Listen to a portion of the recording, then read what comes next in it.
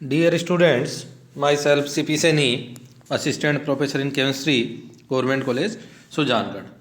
हम alkyl halide के बारे में अध्ययन कर रहे हैं, जिसमें हमारे चल रहा था केमिकल रिएक्शन, जिसमें एक टाइप की रिएक्शन हम पढ़ चुके हैं, न्यूक्लियोफिलिक सब्स्टिट्यूशन रिएक्शन।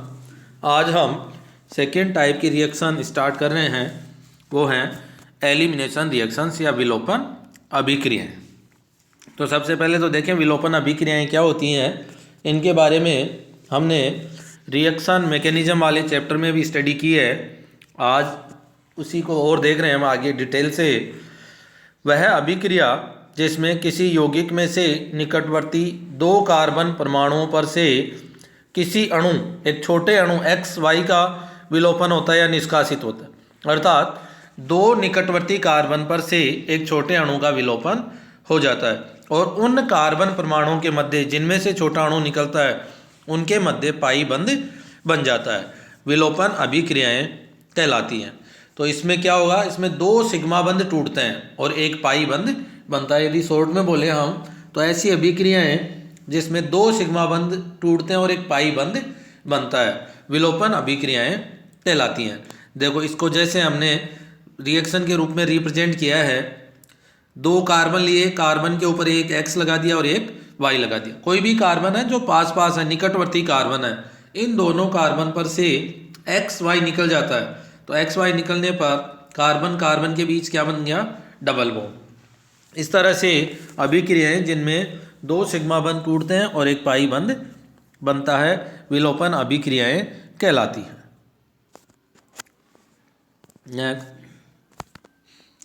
अब इसका एग्जाम्पल देखें हम विलोपन अभिक्रिया का, कि जैसे एल्किल हैलाइड की अभिक्रिया एल्कोहलिक बेस से करवाई जाए। एल्कोहलिक बेस से करवाने पर HX के अणु का विलोपन हो जाता है और एल्कीन बनती हैं। अब इस अभिक्रिया में HX निकलता है, इसलिए इस अभिक्रिया को विहाइड्रोहैलोजनीकरण भी नाम दे देते हैं। विहाइड्रोहैलोजनीकरण का मतलब हाइड्रोजन और हैलोजन का निकलना। कि जैसे एल्किल हैलाइड लेकर चल रहे हैं CH3 CH Br CH3, तो निकटवर्ती कार्बन दोनों ही CH3 निकटवर्ती हैं, तो किसी भी कार्बन से H और ये Br in presence of alcoholic base क्या बन जाएगा, एल्कीन, साथ में KBr और जल निकल जाता है। इस तरह से एल्किल हैलाइड से एल्कीन का फॉर्मेशन होता है। तो इसमें एक कार्बन से निकलेगा हैलोजन और एक कार्बन से हाइड्रोजन। और देखिए विलोपन अभिक्रिया, और हमने पढ़ी है नाभिक स्नेही प्रतिस्थापन, इसमें केवल एक ही शब्द है, इसमें तो लेके चल रहे हैं एल्कोहलिक क्षार, और प्रतिस्थापन में क्या लेते हैं हम, चलिए क्षार। इसकी प्रेजेंस में ये अभिक्रिया प्रभावित हो जाती है। तो हैलोजन परमाणु से जुड़े कार्बन परमाणु को क्या नाम देंगे हम, एल्फा कार्बन। हैलोजन से काउंट कर रहे हैं तो हैलोजन से जुड़े कार्बन को नाम दे दिया अल्फा, जैसे ये हो गया अल्फा। और अब CH3 भी बीटा, ये भी, और ये CH3 भी क्या होगा, बीटा। अर्थात सेकंड नंबर वाला कार्बन क्या होता है, बीटा, फिर थर्ड गामा, डेल्टा, इस तरह से हम नंबरिंग करते हैं।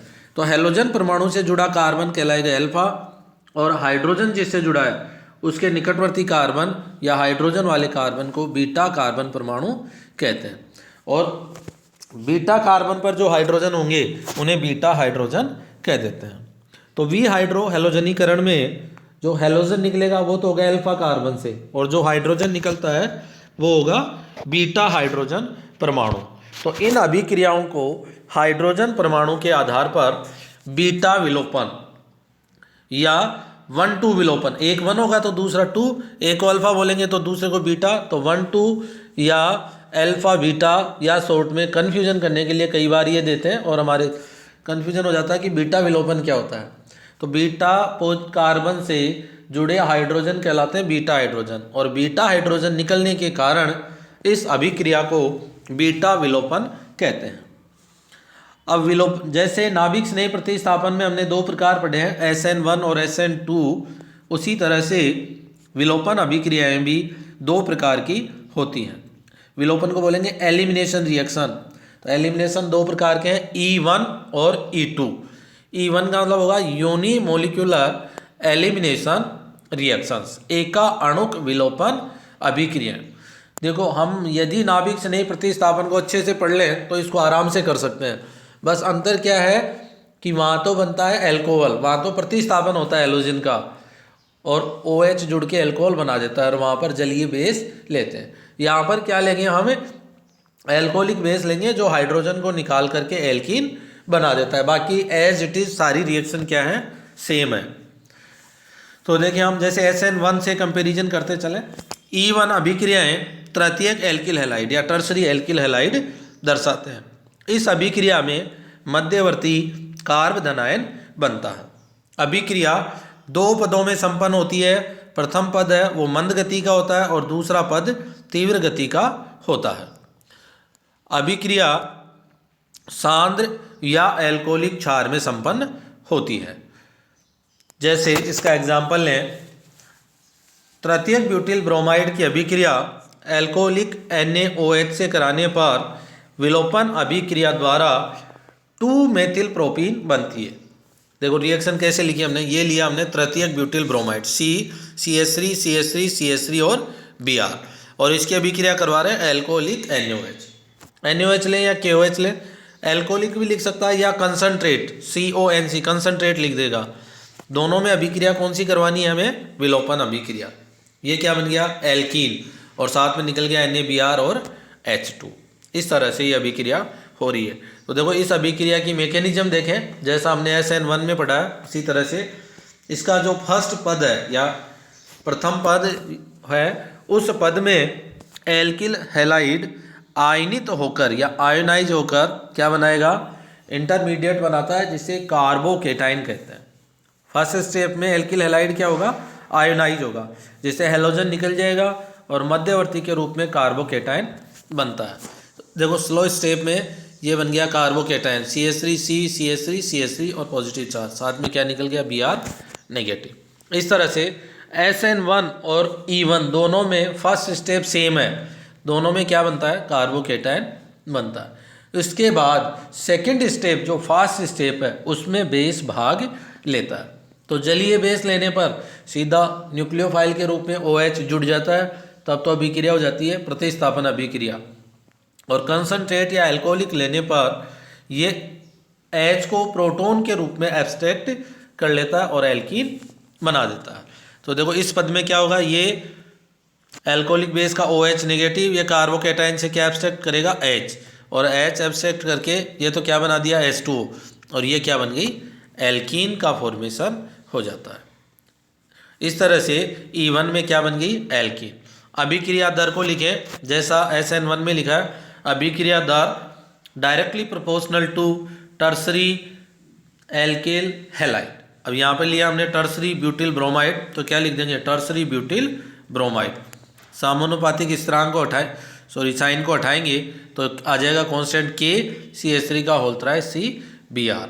तो यह अभिक्रिया या E1 अभिक्रिया केवल एक अणु की कंसंट्रेशन पर निर्भर करती है, अतः इसकी कोटि क्या होगी, एक होती है, और इसीलिए इस अभिक्रिया को हम E1 अभिक्रिया कह देते हैं। तो उक्त एल्किल हैलाइड से केवल एक ही एल्कीन बनती है, केवल क्या बन रही है, एक ही एल्कीन बन रही है। क्यों, क्योंकि इस हेलोजन से जो कार्बन जुड़े हैं, दोनों तरफ जुड़े हुए कार्बन क्या है, सेम है, CH3 CH3 CH3 जुड़ रहा है। यदि किसी हेलोजन के दोनों साइड वाले बीटा होंगे, 1 2 किसी भी साइड में करें हम, तो बीटा हाइड्रोजन यदि अलग अलग संख्या में हो, सपोज एक तरफ CH3 ग्रुप हो, एक तरफ CH2 ग्रुप हो, या एक तरफ CH2 हो दूसरी तरफ CH हो, तो ऐसे कंडीशन में कौन सा हाइड्रोजन निकलेगा, क्योंकि ऐसी कंडीशन में 2 एल्कीन बनने की संभावना होती है।